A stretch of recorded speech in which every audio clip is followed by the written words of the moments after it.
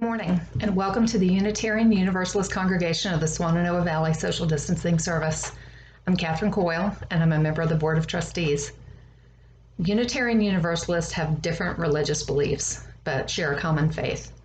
We know there's something sacred about life, and we're committed to finding it together, even if it takes our whole lives.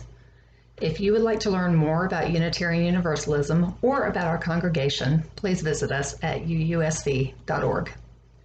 Now I'd like to invite everybody to our Zoom coffee hour immediately following this service. You can find the link to the coffee hour in this week's Current or on our website. Now let our service begin. All righty, here we are again, another Sunday. I hope you enjoyed some of the good weather we had this week. I mean, I'm here with Evan today. He's got shorts on. I thought it was colder than it really is. Yesterday was glorious. There's light at the end of the tunnel, so just hang in. I want to welcome you to the Unitarian Universalist Congregation of the Swannanoa Valley. This is our Sunday service, and thank you for tuning in this morning. Our opening words and chalice lighting are from Susan Hicks, and so she has some inspiring words for us this morning. Good morning. Our opening reading this morning is All That We Share is Sacred by Andre Moll. As we gather together, may we remember, when you share with me what is most important to you, that is where listening begins.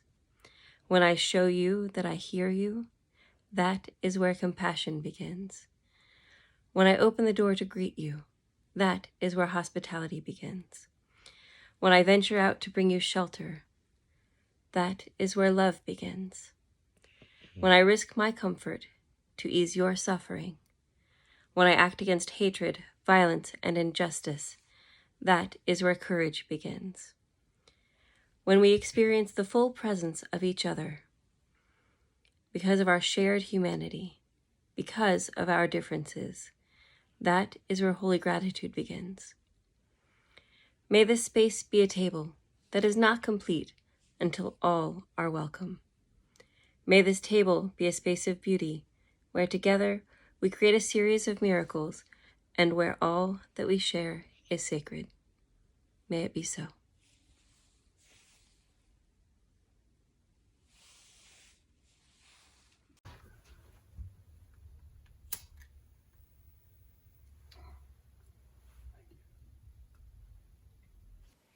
This is hymn number 122, Sound Over All Waters.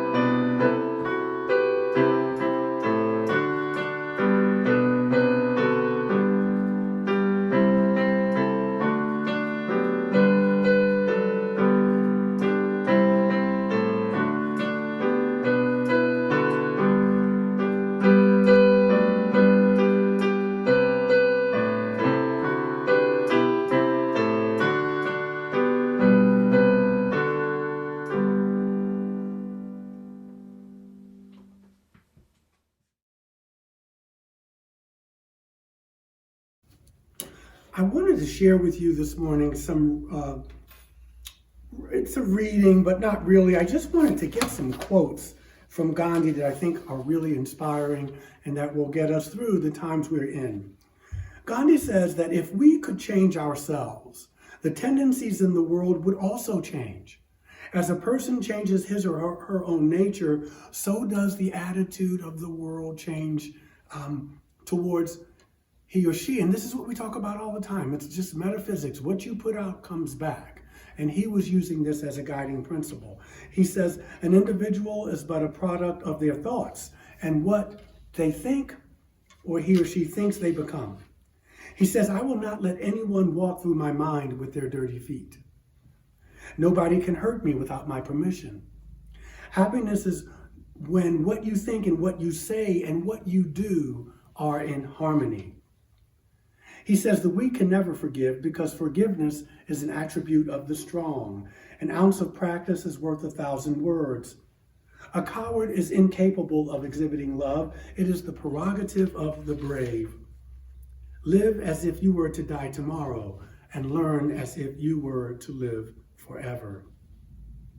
If we are to teach real peace in this world, and if we are to carry on a real war against war, we shall have to begin with the children. I could go on, but I want to leave you with this. The future depends on what we do today. To give pleasure to a single heart by a single act is better than 1,000 heads bowing in prayer. It's the action and not the fruit of the action that's important. You have to do the right thing. It may not be in your power. It may not even be in your time. But the fruit will come to pass. That doesn't mean you stop doing the right thing. You may never know what results come from your action. But if you do nothing, there will be no result. Just some little pearls of wisdom from the Mahatma.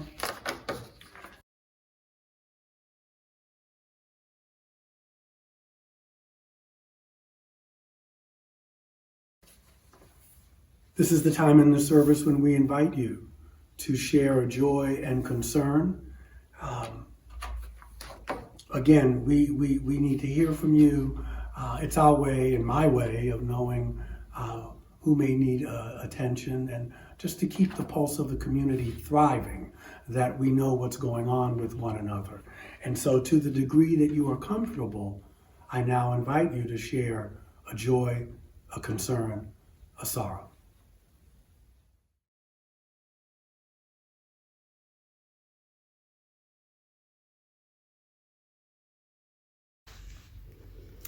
Yoga every morning, followed by a walk or a hike sometime later when the sunshine is out. That's my practice. Namaste.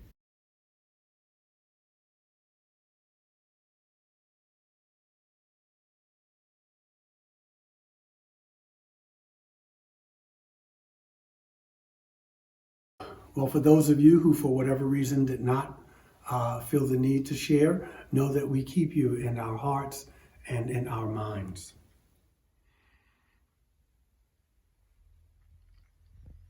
The prayer today is from Stephen Schick, who's written a book called Be the Change. I want to share this with you, and afterwards we will, as usual, have our time of quiet. This is entitled, In Troubled Times.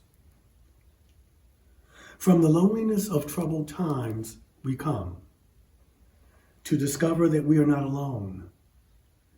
Into the dwelling place of togetherness we come, to collect remnants of hope. From fear that all is lost we come, to discover what will save us.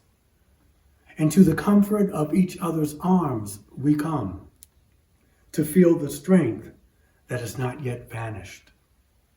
From darkness we come to wait until our eyes begin to see. And to the refuge of fading dreams we come, to remove illusions and focus on new visions. From despair that walks alone we come in order to travel together. And to the dwelling place of generations we come, to pledge allegiance, to being peace, and to doing justice. And now the rest is silence.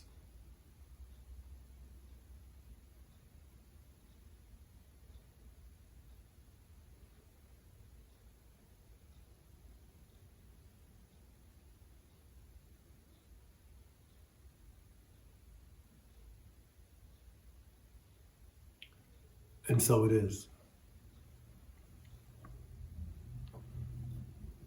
And now this morning, with full and generous hearts, we collect this morning's offer.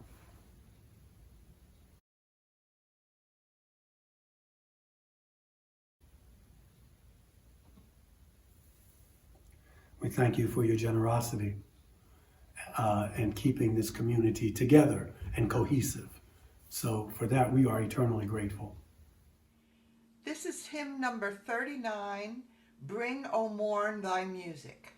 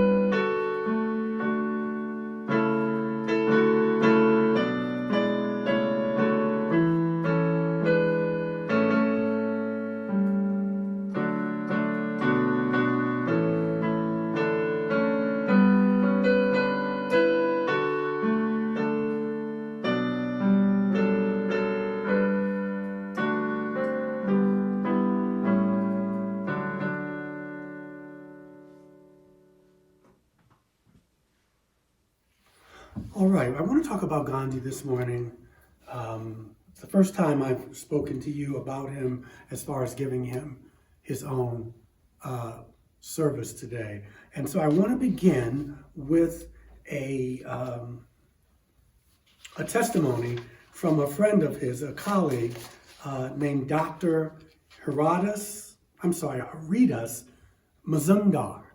He was a colleague of Gandhi, and he accompanied him on the 1930 Salt March in India. He says, to Gandhi, the whole of human life, individual as well as collective, is a field for experimentation. Life is an experiment. It is an adventure, not just something we are born into and then pass out of. The purpose of the experiment upon life is the attainment of truth. The logic to be pursued in this experiment upon life, with a view to attaining truth, is the logic of the inner self, the still small voice from within, which is also the voice from above. Finally, once the dictates of conscience are properly understood as emanating from the Godhead, it becomes the duty of the seeker after truth, to translate them into reality, regardless of social conventions and customs, regardless of religious beliefs and taboos, regardless of government laws and regulations. Two conditions must be satisfied before we may embark on such a revolutionary approach to life. Number one is this: we must have unshakable faith in the belief that the voice of the inner self is the voice of the supreme self. And number two, that we must have invincible faith in the maxim, truth alone conquers. Again, the words of Dr. Haridas Mazumdar, colleague of Gandhi on the 1930 Salt March. So let's jump in. The gift from India is the man we know as Gandhi. The gift is his philosophy of nonviolent resistance. And India sent this gift out into the world with love. Now, maybe it didn't feel so loving or maybe it wasn't received with love if you were one of the elites in the British Empire at the time, or not so much if African American disciples of Gandhi were confronting American apartheid in this country with nonviolent resistance. But with love, it was sent nonetheless. Dr. Mazumdar goes on to say that finally, Gandhi's concept of truth is startlingly refreshing. Okay, not unlike, it's not like what we're seeing today with certain politicians or Lindsey Graham or Kellyanne Conway or even Sean Spicer, nothing like that. Truth, says the Mahatma, is unrealized except in terms of ahimsa. That is to say, except in terms of nonviolence and love. We must remember that the way we speak to each other can also be a form of violence as well. Ahimsa is to be viewed not merely as some grand idealistic principle, but as a way of life. Furthermore, according to Gandhi, truth is God. The statement God is truth is partial, he says. The atheist, how can I phrase it for you? He's saying that the statement truth is God is all inclusive. The atheist in quest of truth by the way of skepticism. The scientist in quest for truth by the way of empiricism. The philosopher in quest of truth by way of a search for the primal cause. The logician in quest for truth by the way of dialectics. The literature is in quest of truth by way of rhetoric. The devotee in quest for truth by way of munificence or great generosity. And the social worker in quest of truth by way of social service. The craftsperson, the artisan in quest of truth by the way of how they work their craft. All these and many others, each in his or her own way, according to Gandhi, would be serving God according to Gandhi's definition, which says truth is God. And so we have Gandhi, a gentle, determined revolutionary whose singular leadership brought Great Britain to its knees by its defeat in India. Gandhi, intensely human, a saint in his shortcomings and in his heroism. Gandhi, the master of nonviolent activism, whom Martin Luther King Jr. first heard about in 1950 from Mordecai Johnson. Gandhi, one of the greatest religious and political figures of the 20th century, a unique combination of faith and action. A man of simple virtues and heroic deeds, and he is one who not only changed the lives of thousands directly, millions indirectly, yet one whose wisdom is alive and to this day can change our lives. There's so much about popular culture, its crass materialism, its consumerism, its demands for immediate gratification, its overstimulation, its cynicism, at times even its nihilism and its violence. In such times, the notion of a hero or a shero, of a transforming political leader, of a religious visionary who can make our pulse race, stops us in our tracks. Someone who can make us lift our eyes with hope, who can touch our heart with tenderness, and who can give us back our strength. In these times, it is extremely difficult to imagine such a person. Einstein once commented about Gandhi. He said, generations to come, it may be, will scarcely believe that such a one as this ever in flesh and blood walked the earth. Nelson Mandela was another such soul. History, however, has a way of offering up genius. At times, in the most desperate of situations, and the majesty of a soul on fire, of a soul force, if you will, a force of truth crashes the deteriorating foundations and rekindles in all of us a flame of hope. Mandela and King in our time, arguably, Gandhi in his. Truth always conquers. Soul force liberates. The word that Gandhi used was satyagraha.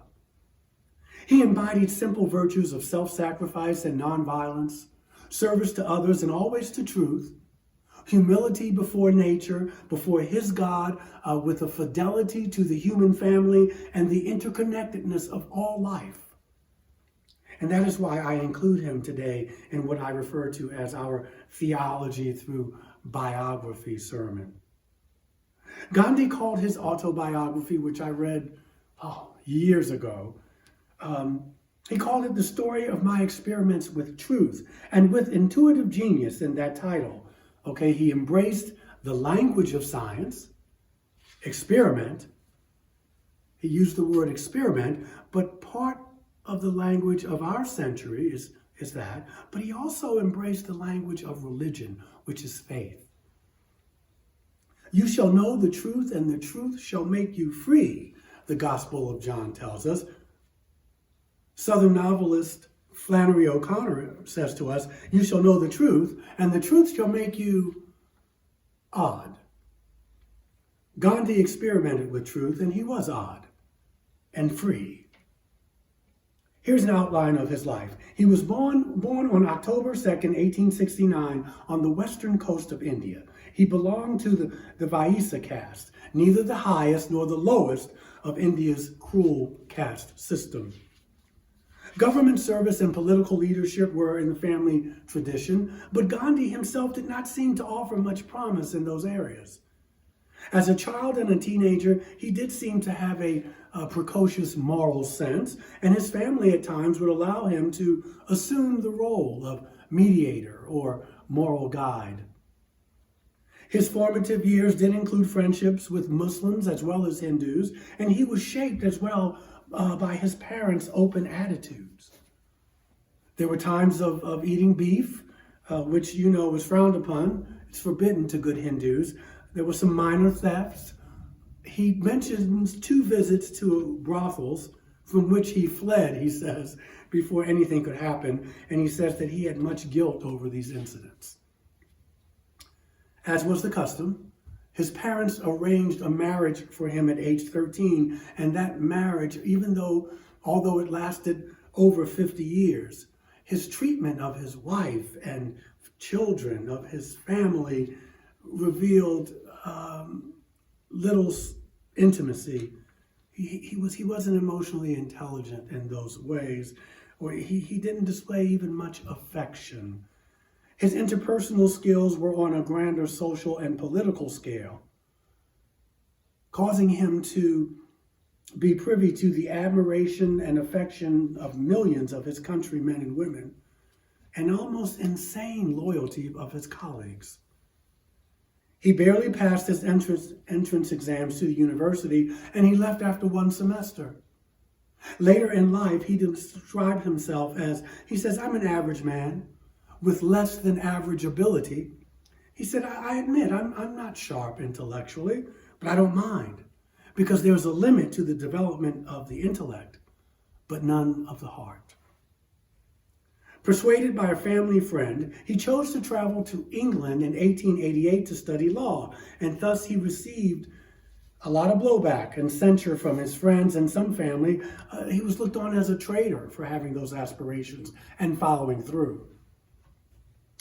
Arriving in England, he was sort of a dandy, a player, if you will. He embraced the life of a player. He strutted his stuff, if you will, going out and enjoying the social life. And at the same time, he took violin lessons, dancing lessons, and locution lessons to enter the social circles. After 3 years, he returned to his wife and family as a barrister, or what we would call a high court lawyer, but in no way did he distinguish himself in his practice of jurisprudence. In 1893, he traveled to South Africa to assist in settling a dispute for a client, and he thought he'd just go there and get back. However, there are times when history selects a few of us. Sometimes in the mystery and grace of creation, seeds within us not yet flowered or watered. A woman refuses to give up her seat on a bus. A man is willing to go to jail for his convictions. Sometimes things happen and people perform extraordinary experiments of truth. Mohandas Gandhi was on a train from Durban in the south to Pretoria in the north-central region of South Africa. An Afrikaner, a white man, entered the first-class car in which Gandhi was traveling. Gandhi was accustomed to traveling first class as well, and the white man summoned the conductor to remove the dark-skinned Indian. Gandhi refused to give up his seat. He said, "I have a ticket." For that, he was thrown off the train at the next stop, and he spent a long, shivering night in the cold to contemplate his situation. And he reports that this was the eureka moment. This was the aha moment. This was the pivotal moment when he realizes that he must use his legal skills and oratory on behalf of human rights. And so at that moment, an activist was born, and he was soon organizing letter writing campaigns, creating advocacy groups, and generally protesting for change. However, during his early years, before he had evolved, Gandhi practiced his own brand of anti-Black bigotry. In a book about Gandhi's life and work in South Africa entitled The South African Gandhi, Stretcher Bearer of Empire, South African academics Ashwin Desai and Kulam Vahid spent several years researching the complex story of a man who lived in their country for more than 20 years, campaigning for the rights of Indian people. Now, the authors write that during his stay in South Africa, Gandhi kept the Indian struggle separate from that of Africans and other people of color, even though both groups were being oppressed and marginalized by the British Empire. The authors write that by focusing on Indian identity and oppression, he excluded Africans from his fight for justice, and that his indifference to the plight of Native Africans suggested that he believed that state power should remain in white hands, and that Gandhi frequently called Black Africans Kafirs, which was a derogatory term for a larger part of his stay in the country. In another wonderful book that I'm reading entitled Breaking White Supremacy, author Gary Dorian, an academic, tells the story of when Howard Thurman and a delegation from the United States meets Gandhi in the 1936 visit they took in India towards the end of their tour. Howard Thurman's wife at the time asked the first question, which was why Gandhi excluded Africans from his campaign in South Africa. Now, Dorian writes that if Gandhi had opted for candor, he might have explained that during the time he held the usual white supremacist attitudes of his caste and had evolved after experiencing racism in South Africa and after studying the writings of Booker T. Washington. Gandhi was a great admirer of the work of Booker T. Washington. The author notes that curiously, the topic of caste did not come up with the U.S. group, but Gandhi broached the topic while responding to a question about why the movement at that time had failed to expel the British. Gandhi said they lacked the vitality to sustain a liberation movement based on ahimsa at the time because they were poor and they were hungry and that they lacked self-respect. However, Thurman was thinking that they did not lack self-respect because they were colonized. They lacked self-respect because of the Hindu caste system of untouchables, and they were degraded by that system. And even though, having said that, Gandhi was revered by the likes of Howard Thurman, MLK Jr., James Farmer, Diane Nash, Byron Rustin, to name a few. Dr. King said, regarding his Montgomery nonviolent movement for social change, Jesus furnished the spirit and motivation, Gandhi provided the method. And so there are times people do evolve and change, and so did Gandhi. There were setbacks as his moral sense of compassion and love and justice deepened through the tools of his profession. He was beaten unconscious and almost killed by a mob in 1897. He refused to press charges. He was jailed for the first time in a protest in 1908. He found the teachings of Jesus on the Sermon on the Mount to be extremely powerful. He recommitted himself to his Hindu faith and the teachings of the Bhagavad Gita. He was deeply impressed by Tolstoy's ethic of love, and he read Unitarian Henry David Thoreau's essay on civil disobedience. In 1924, he returned to India. He had seen the transformational power of what he called satyagraha, nonviolent truth, or soul force. His resistance was beginning to win rights for Indians. The people responded to his leadership and integrity, and they began calling him Mahatma, meaning great soul. The Salt March was his great triumph of protest. When the British Empire imposed a tax on the daily necessity of salt, he organized a 241-mile march to the sea, where he went to the sea, he took up a clump of salt from the shore, and he was arrested. At the age of 61, he walked 10 to 15 miles a day, and crowds followed him, even though they were brutally beaten. He was arrested and jailed. And as the British beat unarmed people, their moral hold on India evaporated. We saw this during the Civil Rights Movement when the world saw the dogs and the fire hoses, and the South had lost its credibility as it showed its fascism and racism. Independence did not come to India until after World War II, but it did come. And so a student who was not motivated, a not so successful lawyer, a rather poor husband and father, and an eccentric, I guess we would call it today, a health nut, Gandhi was India's gift to the world. His lessons are simple. If in despair, be creative. If enveloped by hate, within or without, don't give in to it. If in conflict with another, at least try to remember their humanity. If life seems too complicated, simplify it. When religious orthodoxy stresses you, celebrate the truth in all religions. In defending your integrity and your convictions, compromise at times can also be honorable.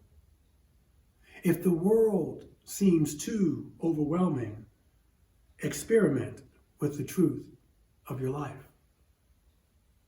He was no saint, not at all. He was flawed and human.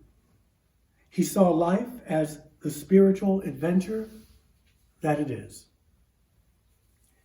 He came to us from India with love.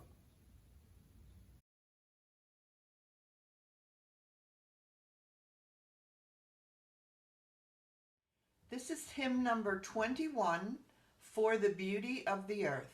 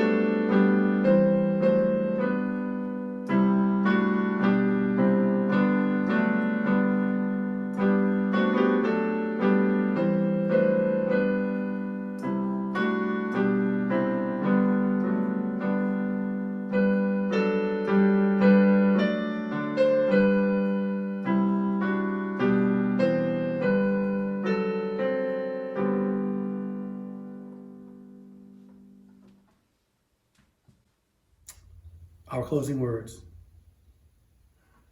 The blessings of truth be upon us. The power of love direct us and sustain us. And may the peace of this community, our community, preserve our going out and our coming in from this time forth until we meet again, which I hope will be soon. Have a wonderful Sunday afternoon.